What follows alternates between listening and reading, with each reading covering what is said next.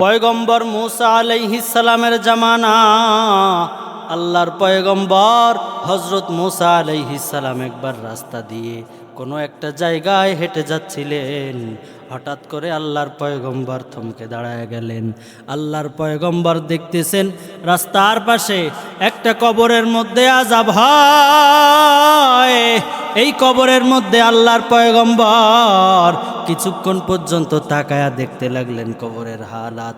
আল্লাহর পয়গম্বর কবরের অবস্থা দেখে সহ্য করতে পারেন না। আল্লাহর পয়গম্বর ব্যথিত হৃদয় নিয়ে নিজের কর্ম করার জন্য চলে যায়। আল্লাহর পয়গম্বর নিজের কর্মস্থলে যাওয়ার পর দীর্ঘ সময় পর্যন্ত ওখানে নিজের কর্ম সাধন করেন। দেখো রে আল্লাহর বান্দারা, কোন সন্তান যদি আল্লাহ পাকের কোরআন, আল্লাহ পাকের কিতাব পড়ে, তাহলে তার মা বাবার জন্য আল্লাহর কেমন ফজিলত। আল্লাহর পয়গম্বর দীর্ঘক্ষণ পর্যন্ত নিজের কর্ম শেষ করার পর এবার যখন আসতেছেন আবার নিজের বাড়ির দিকে যখন রওনা হলেন, আল্লাহর পয়গম্বর চিন্তা করেন আমি আবার ওই আগের রাস্তা দিয়ে যাব। ওই রাস্তা দিয়ে যাওয়ার সময় দেখব কবরের মধ্যে কি হালাত চলতেছে, ওই কবরের মধ্যে আগের মতো আযাব আছে কিনা, কোন অবস্থায় আছে কবরওয়ালা। আল্লাহর পয়গম্বর এবার যখন ওই কবরের পাশ দিয়ে আবার যাওয়ার নিয়ত করলেন, আল্লাহর পয়গম্বর আবার হাঁটি হাঁটি পা পা করে আগায়। আর আল্লাহর পয়গম্বর একটু ভয় ভয় পাইতেছেন, না জানি কি হয়ে যায়, আবারও যদি ওই রকম আযাব দেখতে হয়। আল্লাহর পয়গম্বর একটু ভয় দিলে আগাইতেছে। আস্তে আস্তে আস্তে আস্তে আগানোর পর তাফসিরে কাবিরের মধ্যের ঘটনা আল্লাহর পয়গম্বর দেখতেছেন ওই কবরের মধ্যে এখন আর আযাব তো দূরের কথা, আল্লাহর ফয়সালা জান্নাতের বিছানা রেডি হয়ে গেছে।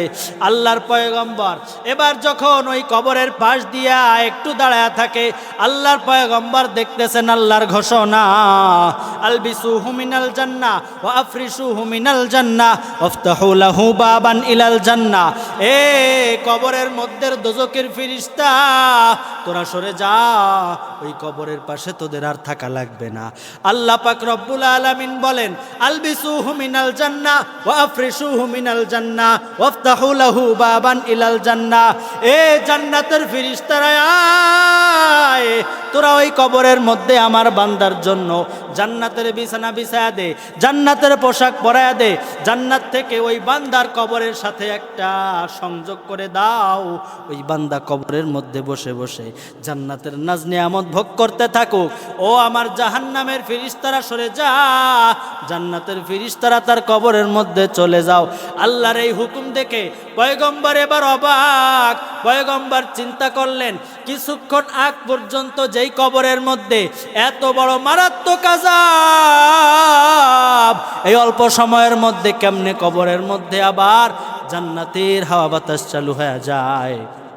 আল্লাহর পয়গম্বর দীর্ঘক্ষণ পর্যন্ত ওখানে দাঁড়ায় একটু ভাবতে থাকেন। একটা পর্যায়ে গিয়ে আল্লাহর পয়গম্বর চিন্তা করলেন, জানা দরকার এই কবরের মধ্যে কেন এমনভাবে আযাব হইতেছিল, হঠাৎ করে আযাব বন্ধ হয়ে এখন জান্নাতের হাওয়া বাতাস, জান্নাতের পরিবেশ। আল্লাহর পয়গম্বর এবার কবরওয়ালার কাছে জিজ্ঞাসা করে, ও কবরওয়ালা ভাই, তোমার কবরের মধ্যে এই পরিস্থিতি কেমনে? তোমার কবরের মধ্যে কিছুক্ষণ আগেও তো আমি দেখে গিয়েছিলাম জান্নাতের হাওয়া বাতাস, তো দূরের কথা জাহান্নামের কঠিন আযাব, কিন্তু এখন তো দেখতেছি তোমার কবরের মধ্যে জাহান্নাম নাই, জান্নাতের পরিবেশ চালু হয়ে গেল। কেমনে রে ভাই, একটু বলো না, একটু শোনার ইচ্ছা। আল্লাহ পাক রব্বুল আলামিন পয়গম্বরদেরকে এই ক্ষমতা দিয়েছিলেন যে পয়গম্বরদের অনেক মুজিজা ছিল। পয়গম্বররা আল্লাহর হুকুমে যেটা চাইতো, আল্লাহ তাআলা হুকুম দিতে আল্লাহর মর্জি হইলে ওই বিধানটা পয়গম্বরের জন্য শিথিল হয়ে যাইতো। যেমন আমাদের নবী সাল্লাল্লাহু আলাইহি ওয়াসাল্লাম আল্লাহর হুকুমে মেরাজে চলে গিয়েছেন, 7 আসমান জমিনের উপরে চলে গিয়েছেন, আল্লাহর দিদার পেয়েছেন। স্বাভাবিকভাবে এটা নিয়ম না, কিন্তু আল্লাহর মর্জি হয়েছে। আল্লাহ পাক রব্বুল আলামিন নবীকে নিয়ে গিয়েছেন দিয়েছেন। আবার আল্লাহর রাসূল সাল্লাল্লাহু আলাইহি ওয়াসাল্লাম গাছকে ডাক দিয়েছেন, এই গাছ আয়। রাসূলের হুকুমে ওই মাটি ফেড়ে গাছ চলে এসেছে আল্লাহর রাসূলের সামনে। এটা নবীদের মুজিজা, এটা আল্লাহ পাক রব্বুল আলামিন নবীদেরকে দিয়ে থাকেন। আল্লাহ চাইলে এটা সম্ভব। আল্লাহ পাক রব্বুল আলামিনের হুকুমে ওই কবরওয়ালা বান্দা তার জবান খুলে যায়। কবরওয়ালা বান্দা এবার বলতে থাকে, আল্লাহর পয়গম্বর, দুনিয়ার থেকে যখন আসছি আমার মাথার উপরে ছিল গুনাহের বোঝা। এই গুনাহের বোঝা নিয়ে কেমনে কি করব কিছুই তো বুঝতেছিলাম না। আল্লাহর পয়গম্বর গো, আমি এই কবরের মধ্যে আসার পর আমার আমলনামা দেখে আল্লাহ নারাজ। একটা পর্যায়ে আমার জন্য জাহান্নামের বিধান চালু হয়ে গেল। আমি জাহান্নামের আগুনের মধ্যে দীর্ঘকাল পর্যন্ত পড়তেছিলাম নবী গো। কিন্তু আল্লাহ পাক রব্বুল আলামিন সম্প্রতি আমাকে মাফ করে দিয়েছেন। কেন মাফ করছেন এটাই তো তোমার কাছে জানতে চাই, বলো না। আল্লাহর এই বান্দা বলেন, নবী গো, দুনিয়ার থেকে আমি যখন চলে আসি আমার বিবির গর্ভে আমার একটা পুত্র সন্তান ছিল। ওই পুত্র সন্তানটাকে আমি দুনিয়ার থেকে দেখে আসতে পারে নাই, আমি দুনিয়ার থেকে দেখে আসতে পারি নাই। দুনিয়ার থেকে যখন চলে আসলাম, আমি আসার কয়েক মাস পর আমার সন্তান দুনিয়াতে আসলো। দুনিয়াতে আসার পর আমার বিবি আমার এতিম সন্তানটাকে একটা মাদ্রাসায় ভর্তি করে দিল।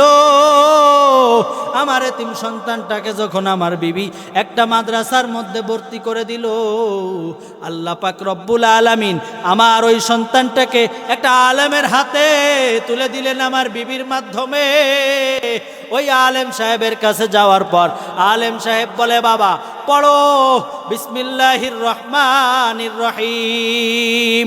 আল্লাহ পাকের কিতাব পড়ার জন্য শুরু করতে হয় ওই রহমান রহিম রবের নামে।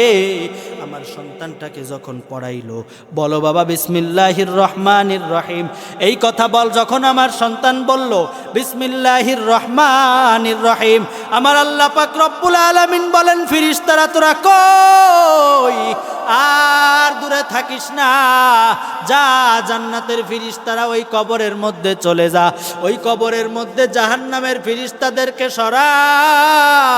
ছোট্ট একটা মাসুম বাচ্চা, সে কি বোঝে? তার আমল নামা এখনো জারি হয় নাই, একটা গুনাহ তার আমলে নাই, একটা খারাপ কাজ সে এখন পর্যন্ত করে নাই। সে আমি আল্লাহকে রহমান রহিম বলে ডাক দিল।